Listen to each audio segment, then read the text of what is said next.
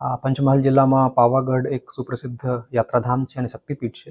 અને આ શક્તિપીઠની નવરાત્રી દરમિયાન ઘણી મોટી સંખ્યામાં શ્રદ્ધાળુઓ મુલાકાત લેતા હોય છે.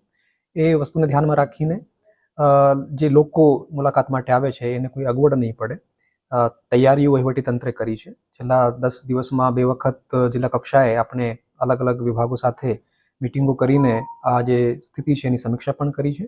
તૈયારીઓ હાલ આખરી ઓપમાં છે. હું વાત કરું તો સૌથી પહેલાં ટ્રાફિકની જે વ્યવસ્થાઓ છે એના માટે તલેટીથી માચી સુધી જીએસઆરટીસીની બસોનું આયોજન કર્યું છે. આ સમયગાળા દરમિયાન પ્રાઇવેટ વ્હીકલ્સને આપણે તલેટીથી માચી સુધી જવા ઉપર પ્રતિબંધ રાખીએ છીએ.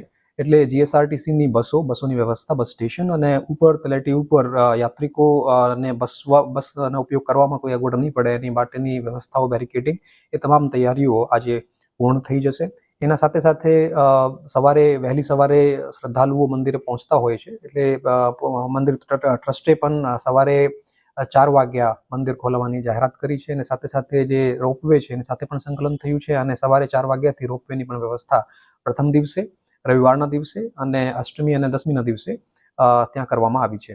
યાત્રીઓ ને જે બાકીની જે સુવિધાઓ છે, સાફ સફાઈ હોય કે પીવાનું પાણીની વ્યવસ્થા હોય કે રાત્રિના સમયમાં લાઇટની વ્યવસ્થા હોય, એ પણ માચી ખાતે, ઉપર દુધિયા તલાવ ખાતે કોઈ પણ પ્રકારની અગવડ ના પડે એ બાબતની વ્યવસ્થાઓ કરી છે.